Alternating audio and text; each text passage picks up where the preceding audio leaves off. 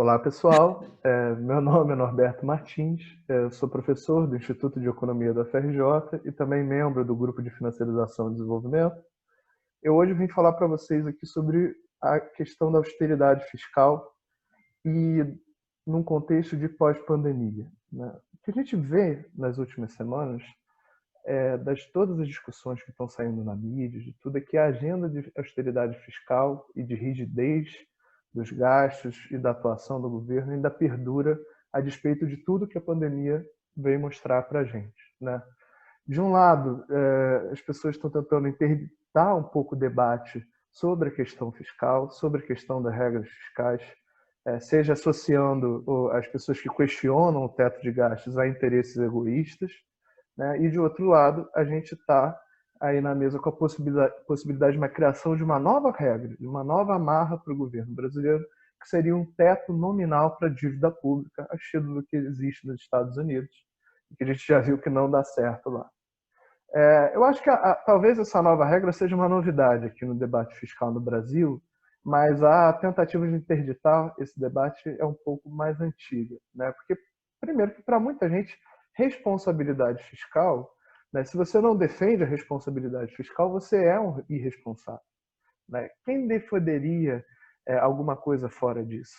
Irresponsáveis. Então, desde a largada, você já interdita esse debate, né?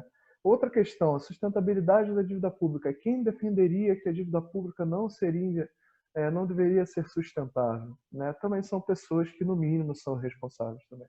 Então, já existe um pouco essa aura de desqualificação das pessoas que se colocam nesse debate, de tentar pensar um papel diferente para o Estado brasileiro, um papel diferente para a política fiscal, que não seja o de amarrar, de austeridade, de cortar gastos, de tudo mais, né? Essa disputa é antiga, se a gente quiser ver lá desde a Idade Média, mas desde sempre, desde a Mesopotâmia, existe uma disputa entre quem paga impostos e o Estado ou as formas anteriores dele, de quem deveria gastar, como fazer e tudo, mas parece que essa coisa perdura na história mundial até hoje, né? O que eu queria trazer aqui para a gente discutir? Eu queria só que a gente pensasse que a política fiscal ela não é uma coisa que foi feita assim, não é uma política e não é um arcabouço de intervenção feito para que o Estado seja solvente, para que o Estado se comporte como um orçamento familiar e nada disso. A política fiscal ela tem um objetivo,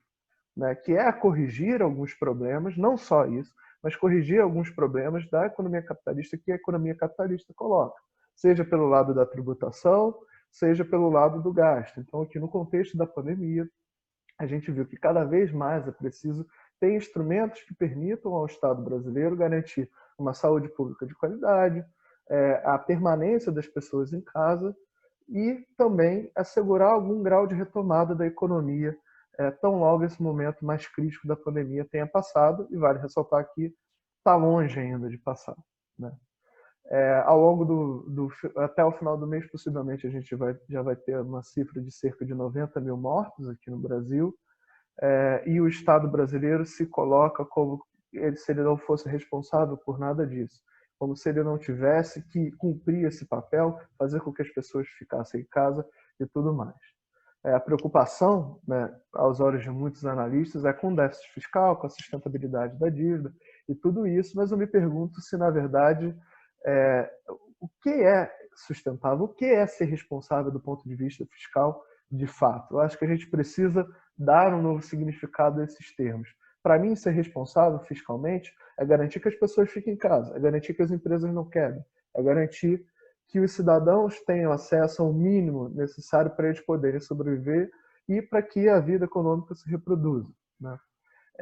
Ser sustentável é uma dívida que seja compatível com todas as necessidades que uma sociedade tem, com uma saúde pública de qualidade, com uma educação pública de qualidade e tudo mais.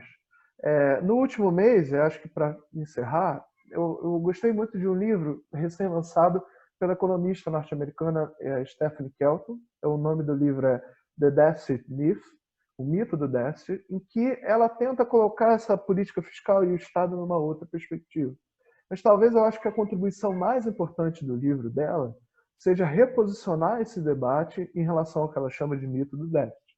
A gente pensa muito no déficit do orçamento público, mas, convenientemente, a gente também esquece que tem outros déficits relevantes. Como eu falei antes, a gente tem um déficit de condições materiais de boa parte da população, a gente tem um déficit de boas oportunidades de emprego, um déficit educacional, um déficit de infraestrutura, um déficit sanitário, que ficou muito claro agora com a pandemia. E, além disso, tem problemas climáticos, déficit climático, se a gente quiser chamar assim, e, em última instância, também o déficit democrático, que, no nosso caso, inclusive, leva à própria interdição desse debate que eu estava querendo falar. Então, é pensar assim, irresponsável não seria promover todos esses déficits? E sustentável não seria conviver com essa situação por anos a fios? E me parece que uma parte considerável dos economistas pensa que não. O importante é a gente continuar seguindo à risca aquela cartilha autoimposta que a gente definiu, mas, por outro lado, é preciso que a gente seja capaz de formular alternativas, de pensar uma política fiscal que seja funcional ao desenvolvimento econômico brasileiro e que ajude, agora mais do que nunca, a gente conseguir sair desse buraco que a gente se colocou e a superar essa questão tão grave que a gente está vivendo.